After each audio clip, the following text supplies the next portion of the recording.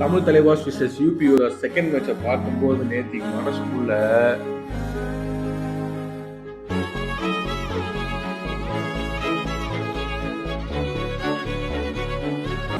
இந்த வீடியோக்குள்ள போறதுக்கு முன்னாடி இவர் ஏதோ பேசணுமாமா, அதை கேட்டுட்டு வீடியோக்குள்ள போலாம். வாங்க பேசுங்க. இது லூக்கோஸ் போலீஸ் பேசுகிறேன். என் வீடியோவில் ஃபாலோ பண்ணாமல் பார்த்துருக்கீங்கன்னு சொல்லி புகார்கள் நிறைய கிடச்சிட்ருக்கு. இது குற்றமாகும். இதுக்கு தண்டனையாக அவங்க ஃபோனுக்கு ஒரு வாரம் நெட் இல்லாமல் கூட பண்ண முடியும்னால, அதனால் கம்ப்ளைண்ட் ஃபைல் பண்ணுறதுக்கு முன்னாடி ஃபாலோ பண்ணுங்கள். அவங்க கிடக்குறாங்க, அவனை பற்றிலாம் பயப்படாதீங்க. அவனே நான் க்ரியேட் பண்ணது தான் ஏஐ வீடியோ. அதனால் நீங்கள் எனக்காக சப்ஸ்கிரைப் பண்ணுங்கள். ஓகே. ரொம்ப நாள் கழிச்சு வெளியே விட்ட பாம்பு நேற்று நல்லா வேலை செஞ்சிருக்குன்னே சொல்லாங்க. என்னதான் சாகர் ராத்தே ஹைஃபை போட்டிருந்தாரு அப்படின்னாலும் ஒரு 2-3 பாயிண்ட் அதில் நிதேஷோட சப்போர்ட் நிறையவே இருந்துச்சுன்னு சொல்லலாம். நிதேஷ் முயற்சி பண்ணி பாயிண்ட் ஆனால் கம்மியாக தான் எடுத்திருக்காரு நேற்று.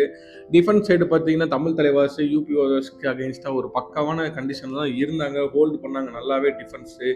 ஆனால் ரைடிங் டிபார்ட்மெண்ட்டு ஏற்கனவே ஒரு தடவை அர்ஜுன் தேஷ்வால் யூபிஓதாஸ் டிஃபென்ஸு நொறுக்குனாங்க 2 பாயிண்ட்டுன்ற மாதிரி.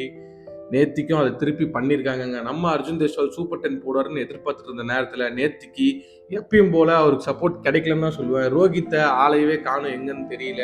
யோகேஷ் பார்த்தீங்கன்னா வந்தாபடி ஒரு ரைடு தான் போனாருன்னு நினைக்கிறேன். அது போனஸ் ஏதோ போட்டு வந்த மாதிரி இருந்தது.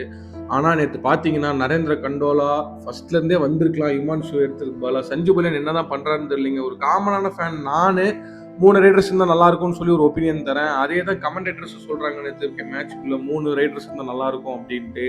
ஆனால் சஞ்சு பலியான் எந்த கான்செப்ட்ல போறாரே தெரியல. ஏற்கனவே ரைட் பாயிண்ட்ஸ் கம்மியாக இருக்கும்போது மறுபடியும் இந்த மாதிரி ரைட் பாயிண்ட்ஸ் ரைடுக்கு ஆள் இல்லாமல் தனியாக கூப்பிட்டு போனது தான் நேற்று தோத்ததுக்கான பிரச்சனையை நான் பார்க்குறேன்.